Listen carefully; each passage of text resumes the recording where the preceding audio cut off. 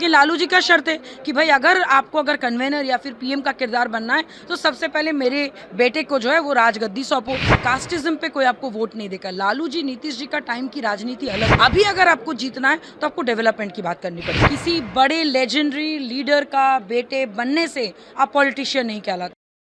देखिए, सबसे बड़ी बात जातीय जनगणना अगर ईडब्ल्यूएस इकोनॉमिकल वीकर सेगमेंट को देख के होता तो समझते हैं। और हम सब जानते हैं कि ऑनरेबल पीएम ऑफ इंडिया उन्होंने बहुत साफ साफ तरीके से किया है कि सबसे बड़ी जाति है गरीब की जाति।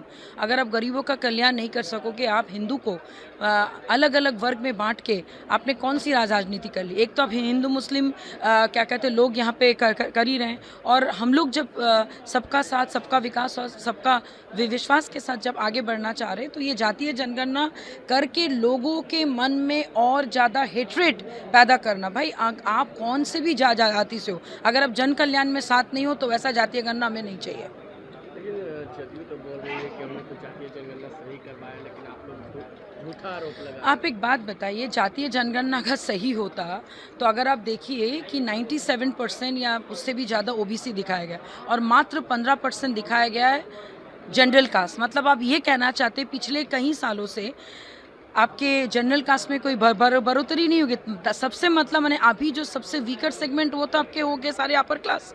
दैट मीन्स रिजर्वेशन की सख्त ज़रूरत तो फिर इनको है। मतलब कहीं ना कहीं ये चीज़ जानबूझ के वोट बटोरने के लिए, लोगों को गुमराह करने के लिए किया गया।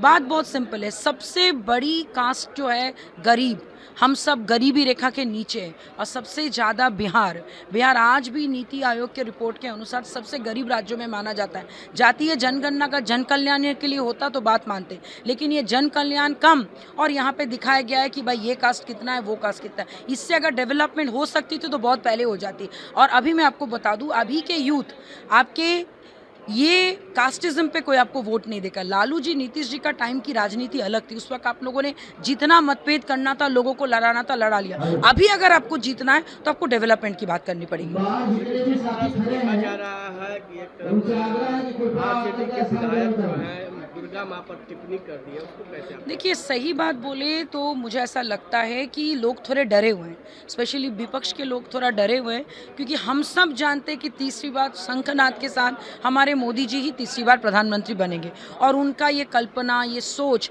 कि भारत हिंदू राष्ट्र बने, ये जो एक उन्होंने जो ऐलान कर दिया, और हम सब चाहते हैं कि जैसे बहुत सारे इस्लामिक कंट्री में भी हिंदू सेफ है, वैसे हमारा देश अगर हिंदू राष्ट्र बन गया तो क्या खराब है। तो कहीं ना कहीं ये डर से कुछ भी उलझुल हरकत आज वो लोग कर रहे हैं। और माँ दुर्गा के ऊपर जो टिप्पणी करता है उनका वैसे भी अंत होता है। और आप देखिएगा 2024 से पहले कैसे विपक्ष की चारों खाने चित हो जाते हैं। कहा जा रहा है कि कांग्रेस ने एक कार्यक्रम किया था, उसमें लालू आए लेकिन नीतीश को नहीं बुलाया। देखिए, सही बात बोले तो लालू और नीतीश जी में अभी अनबन चल रही है। और हम लोग इंडिया अलायंस के तीन बड़े बैठकों के बाद भी अभी तक कन्वेनर कौन है, हमारे ऑनरेबल सीएम आशा लगा के बैठे हुए हैं कि या तो भाई उनका पीएम का कुर्सी दे दिया जाए या फिर उनको कन्वेनर बना दिया जाए। लेकिन लालू जी का शर्त है कि भाई अगर कन्वेनर या फिर पीएम का किरदार बनना है तो सबसे पहले मेरे बेटे को जो है वो राजगद्दी सौंपो। तो इन्होंने तो बिहार को अपना क्या कहते हैं गद्दी समझ के रखा है, जो कहीं से भी सही नहीं है। और यही मतभेद जो है अभी लोगों के सामने भी आ रहा है। और मैं तो आपको बार बार बोल रही हूँ, थोड़ा इंतजार कीजिए, नीतीश जी फिर पलटी मार के एनडीए में वापस आएंगे, आप लिख लीजिए। हाजीपुर से चिराग पासवान अपनी मां को असंभव। चिराग जी को इस जन्म में तो क्या अगले जन्म में भी हाजीपुर नहीं मिलने वाला। बात बहुत सिंपल है, हाजीपुर उनको माँ को कैसे मिल सकता है जब वो रिजर्व सीट है। उनकी मम्मी शर्मा है, सॉरी टू से दिस, वो उनकी मम्मी शर्मा, तो कैसे उनको मिलेगा। दूसरी बात, वो कहाँ के सांसद है, जमुई के सांसद है, तो जमुई के ऊपर वो फोकस किए बिना वो चारों तरफ घूम रहे। भाई अगर आप जिस जगह के सांसद हो उस जगह से आप लड़ने की काबिलियत नहीं रखते हो, आप बाकी बिहार के राज्यों की, बाकी बिहार के डिस्ट्रिक्ट्स की भला आप कैसे करोगे। वो हमेशा कहते कि उनके पिताजी के लायक बनने के लिए उनको राजनीति दोबारा सीखनी पड़ेगी। और सबसे बड़ी कमी उनमें, वो सीखते कम है, बोलते ज़्यादा है, सॉरी टू से दिस। लेकिन हाजीपुर किसी भी हाल में चिराग पासवान जी को नहीं मिलेगा। लेकिन कह रहे हैं कि वो वहाँ के जो सीट है वो हम खुद अपनी कैसे कैसे करेंगे वो मुझे बताइए, कैसे करेंगे, कौन से इक्वेशन से करेंगे? और भाई आपको जम्मू ही मिला, जम्मू ही जाइए। और सबसे बड़ी बात, हाजीपुर से पिछले कई सालों से आप देख रहे होंगे हमारे ऑनरेबल मिनिस्टर सर कितने मेहनत कर, अभी कुछ दिन पहले भी वो गए थे, 2 दिन पहले भी गए थे, कल भी गए थे, परसों भी, लगातार वो वहाँ का दौरा कर रहे हैं और लगातार काम चल रहा है। और हाजीपुर की जनताओं के दिल में आफ्टर स्वर्गीय श्री रामविलास पासवान जी के बाद हमारे नेता, हमारे ऑनरेबल मिनिस्टर श्री पशुपति कुमार पारस जी को लोग प्रेम भी करते हैं, प्यार भी करते हैं, सम्मान भी करते हैं और विश्वास भी करते हैं। तो कहीं ना कहीं एक डर है चिराग जी को, और एक राजनीति ईगो से नहीं होता है। अगर वो ईगो फाइट अपने चाचा जी के साथ कर रहे हैं तो इससे ज़्यादा मूर्ख यूथ और कोई नहीं हो सकता है। 31 तारीख को चिराग पासवान का जन्मदिन आ रहा है, उसको आप कैसे आप लोग भाई ठीक है, अच्छी बात है, हैप्पी बर्थडे।